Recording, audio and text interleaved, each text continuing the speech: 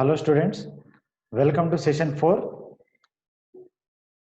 See here, in the last session we have discussed a fixture, basic differences between a jig and fixture, and types of fixtures, vice fixtures, milling fixtures, and their constructional details we have seen. And in the last we have discussed the design considerations for milling fixtures we have discussed. And in today's session we are going to learn special fixtures like boring fixtures and grinding fixtures. Okay, so what is a boring fixture and what is a grinding fixture? Those things we are going to learn in today's session. So ఈ రోజు మనం ఏం నేర్చుకుంటామంటే boring fixtures గురించి grinding fixtures గురించి నేర్చుకుంటాం. Last session లో మనము fixture అంటే ఏంటిది, ఫిక్చర్ కి జిగ్ డిఫరెన్స్ ఏంటి, వైస్ ఫిక్చర్స్, మిల్లింగ్ ఫిక్చర్స్, తర్వాత design considerations for milling fixtures, ఇవన్నీ కూడా నేర్చుకున్నాం. ఈరోజు boring fixtures and grinding fixtures గురించి నేర్చుకుందాం. సో వాటి యొక్క కన్స్ట్రక్షన్ డీటెయిల్స్ ఎలా ఉంటాయి ఇవన్నీ కూడా ఈ సెషన్లో నేర్చుకుంటాము. సో చూడండి, బోరింగ్ అంటే ఏంటి? So what is meant by boring? So boring is nothing but it is an enlarging of a hole. So it is an operation which involves enlargement of a hole. Okay, so how it will be obtained? So ఇది ఏ విధంగా జరుగుతుంది అంటే, ఒక హోల్ను enlarge ఏ విధంగా చేయవచ్చు? So హోల్ను enlarge చేయడాన్ని మనం ఏమంటాం? Boring operation, right? సో ఒక ఆల్రెడీ డ్రిల్ చేసిన హోల్ను ఎన్లార్జ్ చేయడాన్ని బోరింగ్ ఆపరేషన్ అంటాం. ఆ బోరింగ్ ఆపరేషన్ చేయడానికి మనకు రెండు విధాలుగా చేయొచ్చు. ఒకటి, by rotating the boring bar in the work, or by rotating the work around a boring bar. అంటే మీరు బోరింగ్ బార్ను రొటేట్ చేస్తూ వర్క్ పీస్ను స్టేషనరీగా ఉంచి కూడా చేయొచ్చు, లేకుంటే మీరు వర్క్ పీస్ని రొటేట్ చేస్తూ, so by rotating the work around a boring bar, అంటే cutting tool around the cutting tool around the boring bar, మీరు వర్క్ పీస్ను రొటేట్ చేస్తూ కూడా మీరు you can enlarge A whole. అంటే రెండు విధాలుగా హోల్ను ఎన్లార్జ్ చేయొచ్చు. అంటే in one first case your work is stationary and your tool is rotating. In the second case, your tool is stationary and your work is rotating. So రెండు కేసెస్లో కూడా మనము boring operation అనేది చేయొచ్చు. అంటే ఫస్ట్ దాంట్లో వర్క్ అనేది స్టేషనరీగా ఉంటుంది, మీ కటింగ్ టూల్ అనేది రొటేట్ అవుతుంది. సెకండ్ కేసులో మీకు వర్క్ అనేది రొటేట్ అవుతుంది, కటింగ్ టూల్ అనేది స్టేషనరీగా ఉంటుంది. అది జనరల్గా బోరింగ్ చేసే విధానం. సో ఇక్కడ చూడండి, సో ఈ రెండిట్లో కూడా మనం బోరింగ్ చేస్తున్నాం ఇక్కడ. సో ఇక్కడ బోరింగ్ చేసే అవకాశం ఉంది, రైట్? సో ఇది బోరింగ్ చేసే operation. Boring fixture. So boring fixtures ని మనం జనరల్ గా రెండు విధాలుగా క్లాసిఫై చేయొచ్చు. We can classify boring fixtures into two types. So ఇక్కడ చూడండి, టూ టైప్స్ అని ఫిక్చర్స్ అంటాం, but they are not actually fixture. One is a jig and one is a fixture. So just we will go through them. See here. So the purpose is to guide the boring bar or to hold the workpiece in position with respect to the boring bar. So ఒక fixture యొక్క పని ఏంటిదంటే, boring ఆపరేషన్లో ఆ boring బార్ని అంటే ఒక ఓరియంటేషన్లో, అంటే with respect to work piece మనం బోరింగ్ బార్ ఏ విధంగా మూవ్ అవ్వాలనేది గైడ్ చేయడానికి, లేదు వర్క్ పీస్ను హోల్డ్ చేయడానికి రెండు విధాలుగా వాడచ్చు. సో చూడండి, ఫస్ట్ కేసులో మనం ఏం చేస్తున్నాము, బోరింగ్ బార్ను గైడ్ చేస్తున్నాము. అంటే ఏంటిది, we're guiding the cutting tool. Cutting టూల్ను గైడ్ చేస్తున్నాం అంటే దాన్ని ఫిక్చర్ అనము, దానికి ఇంకో పేరు ఏంటిది, జిగ్. అందుకే చూడండి, so one where the fixture guides the boring bar, it is more appropriately called as boring jig. So మనకు అట్లా గైడ్ చేస్తుందంటే దాన్ని ఫిక్చర్ అనలేము, దాన్ని జిగ్ అంటాం. సో అలాంటివి ఉంటాయి. లేదు జస్ట్ వర్క్ పీస్ ను హోల్డ్ చేసేటివి ఉంటాయి, అంటే వర్క్ పీస్ ను జస్ట్ హోల్డ్ చేస్తే. ఇక్కడ చూడండి second case. So in which the fixture holds the work piece in proper relation with the boring bar. So just work piece ను హోల్డ్ చేస్తూ పట్టుకున్నాయి అనుకోండి, అంటే it will not guide the boring bar. అలాంటి వాటిని మనం ఏమంటామంటే బోరింగ్ ఫిక్చర్. ఓకే, రెండు విధాలుగా ఉంటాయి. రెండు విధాలుగా ఉన్నప్పటికీ అది రెండు కూడా ఫిక్చర్స్ కాదు. ఫస్ట్ది మనకు కరెక్ట్గా మాట్లాడాలి అంటే it is nothing but a boring zig.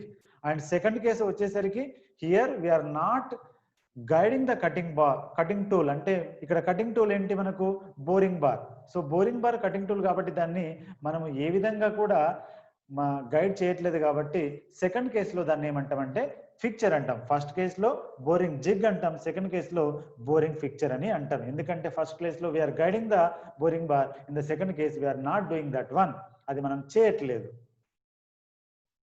ఇక్కడ చూడండి, సో ఇక్కడ machine boring machine head stock is a boring machine. So ఇక్కడ బోరింగ్ బార్ అనేది ఉంది, it is the boring tool attached to the boring bar. So ఇక్కడ end support, ఇక్కడ మనకు end support ఏ విధంగా చేశారంటే ఈ బోరింగ్ బాల్ని ఈ మూమెంట్ ఇలా ఉండాలి, ఈ మూమెంట్ ఈ విధంగా ఉండేటట్టు మనకు ఇది మనం ఈ బోరింగ్ టూల్ను గైడ్ చేసే విధంగా ఈ ఎండ్ సపోర్ట్ అనేది ఉంటుంది. So this is the machine table. So here what we are doing, we are guiding the cutting tool. So in this way దాన్ని మనం ఏమంటామంటే బోరింగ్ జిగ్. దీంట్లో చూడండి, here just you are having a boring bar and this is your workpiece, just you are supporting the workpiece for boring operation, so you are not guiding the cutting tool. So అందుకే దీన్ని ఏమంటామంటే boring fixture అంటాం. This is very very important, it is there in your textbook also. చూడండి ఇక్కడ this is a boring fixture. ఇక్కడ మీరు చూస్తే this is your machine table. ఇక్కడ ఒక మీకు మెషిన్ టేబుల్ ఉంది కదా, చూద్దాం, I will show you. See, this is your machine table. ఇక్కడ మీకు ఇది మిషన్ టేబుల్. మనకి ఇక్కడ కావాల్సింది ఏంటంటే ఇక్కడ హ్యాచింగ్ చేసింది చూసారా, this is your work piece. ఈ వర్క్ పీస్ ను హోల్డ్ చేయడానికి this is your fixture. Okay, so ఈ ఫిక్చర్ తోటి ఈ వర్క్ పీస్ ని మనం హోల్డ్ చేస్తున్నాం. ఇక్కడ హోల్డ్ చేస్తున్నాం కానీ ఇక్కడ మీకు ఇది బోరింగ్ టూల్ ఇక్కడ ఉంది, this is your boring tool and this complete is boring bar. ఇక్కడ నుంచి ఇక్కడ వరకు మనకి బోరింగ్ బార్. ఓకే, సో ఈ బోరింగ్ బార్ ను ఎక్కడైనా గైడ్ చేస్తున్నామా? గైడ్ చేయట్లేదు. ఓకే, సో మనం బోరింగ్ బార్ ని గైడ్ చేయట్లేదు, జస్ట్ ఈ వర్క్ పీస్ ని హోల్డ్ చేస్తున్నాము. కాబట్టి దీన్ని ఏమంటామంటే బోరింగ్ ఫిక్చర్.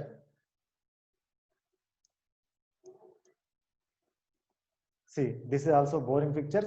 సమ్ టైమ్స్ ఏమవుతుందంటే ఈ బోరింగ్ బార్ ని మనం ఆల్రెడీ డ్రిల్ చేసిన హోల్స్ లో బుషింగ్స్ ని పెట్టి కూడా మనం హోల్డ్ చేయొచ్చు. అలా చేస్తే దాన్ని ఏమంటామంటే అలాంటిది కూడా బోరింగ్ ఫిక్చర్స్ మనకు ఉంటాయి. This is one type of boring fixtures. ఇది మీకు టెక్స్ట్ బుక్ లో చాలా తక్కువ ఉంటుంది, బట్ ఇక్కడ some diagrams and some examples తో ఎక్స్ప్లెయిన్ చేస్తున్నాను. See here boring fixture. Okay, so ఇక్కడ కూడా మనం బోరింగ్ చేయడానికి ఆ వర్క్ పీస్ ను పట్టుకోవడానికి this is a boring fixture. Okay, so ఇవి బోరింగ్ ఫిక్చర్స్. మనం గుర్తుపెట్టుకోవాల్సింది ఏంటంటే బోరింగ్ ఫిక్చర్ అంటే ఏమీ లేదు, బోరింగ్ ఆపరేషన్ చేయడానికి వర్క్ పీస్ ను పట్టుకుని ఉండే వాటిని అన్నిటినీ కూడా ఏమంటాం? బోరింగ్ ఫిక్చర్స్ అని అంటాం. Grinding fixtures. Okay, grinding operation కి so the fixtures for grinding will depend on the type of grinding operation and the machine used. ఇక్కడ చూడండి గ్రైండింగ్ ఫిక్చర్స్. మనం ఆల్రెడీ గ్రైండింగ్ గురించి మనకు తెలుసు. We're having different grinding operations and different types of grinding machines. Grinding operations చాలా రకాలు ఉన్నాయి, తర్వాత గ్రైండింగ్ మిషన్స్ డిఫరెంట్ రకాలు ఉన్నాయి. సో మనం ఒక గ్రైండింగ్ ఫిక్చర్ అనేది ఏ విధంగా డిపెండ్ అవుతుందంటే మనం చేసే grinding operation and grinding fixture ను బట్టి, grinding operation and grinding fixture ను బట్టి మనకు ఇది గ్రైండింగ్ ఫిక్చర్స్ అనేటివి ఉంటాయి. ఓకే, ఇక్కడ చూడండి fixtures for external grinding and fixtures for internal grinding, fixtures for surface grinding. అంటే ఎక్స్టర్నల్ గ్రైండింగ్ కోసం యూజ్ చేసే ఫిక్చర్స్, ఇంటర్నల్ గ్రైండింగ్ కోసం యూజ్ చేసే ఫిక్చర్స్, సర్ఫేస్ గ్రైండింగ్. అంటే చూడండి ఇక్కడ different types of grinding operations. అలాగే మనకు horizontal grinding machines, vertical grinding machines, ఇలా డిఫరెంట్ ఇంకా చాలా రకాల సెంట్రలైజ్ గ్రైండింగ్ మిషన్స్, ఇలా చాలా రకాల గ్రైండింగ్ మిషన్స్ ఉన్నాయి. అంటే గ్రైండింగ్ ఆపరేషన్స్, గ్రైండింగ్ మిషన్స్ బట్టి మనకు గ్రైండింగ్ ఫిక్చర్స్ అనేవి ఉంటాయి. చూడండి ఇక్కడ mandrel is the most common fixture used for external grinding. Mandrel అంటే ఎక్స్టర్నల్ గ్రైండింగ్ కోసం జనరల్ గా మాండ్రెల్ అనేది ఎక్కువ వాడతాం. Mandrel is nothing but, mandrel అంటే ఏదో కాదు, it is a hardened part which is held between the centres. అంటే రెండు సెంటర్స్ మధ్యన పెట్టిన ఒక hardened part. It is having taper, అంటే మనకు వన్ సైడ్ టేపర్ ఉంటుంది గ్రిప్పింగ్ యాక్షన్ కోసం. ఇలా ఉంటుంది చూడండి. ఇక్కడ చూస్తే మీకు ఇక్కడ చూడండి, సో ఇది ఒక సెంటర్ లోకి వెళ్ళిపోతుంది, ఇది ఒక సెంటర్ లోకి వెళ్ళిపోతుంది. ఇక్కడ మీకు చూస్తే చూడండి, ఇక్కడ విడ్త్ ఎంత ఉంది, ఇక్కడ విడ్త్ ఎంత ఉంది. అంటే ఏమవుతుంది? టేపరింగ్ అనేది జరుగుతుంది. ఇలా టేపరింగ్ ఉండడం వల్ల మనకు గ్రిప్పింగ్ యాక్షన్ అనేది ఎక్కువ ఉంటుంది. సో ఇక్కడ వర్క్ పీస్ ని మనము ఈ విధంగా దీనిపైన ఇన్సర్ట్ చేసుకోవచ్చు. సో ఇక్కడ హోల్డ్ చేయడానికి పనికొస్తుంది. కాబట్టి ఈ మాండ్రెల్ అనేది ఎక్స్టర్నల్ గ్రైండింగ్ కోసం జనరల్ గా వాడతాం. సో ఎక్స్టర్నల్ గ్రైండింగ్ కోసం వాడే పిక్చర్ ఏంటిది? Mandrell. See, this is also one grinding machine, and on this grinding table we can fix the workpiece, so it will act as a fixture. Okay, so ikkada chudandi, this is for internal grinding. So general ga chuck is the standard fixture for internal grinding. This is not external, it is internal. Okay, chuck is used for standard fixture for internal grinding. So chucks general ga internal grinding ki manamu fixtures గా వాడతాం. అంటే external grinding ఏమో mandrel standard one, internal grinding ఏమో chuck. Okay, so special jaws are provided depending on the requirement. మన component ను బట్టి special Jos కూడా మనము ప్రొవైడ్ చేసుకోవాల్సి వస్తుంది. సో ఆ కాంపోనెంట్ యొక్క షేప్ ను బట్టి ఆ జాస్ అనే షేప్ అనేది డిపెండ్ అయి ఉంటుంది.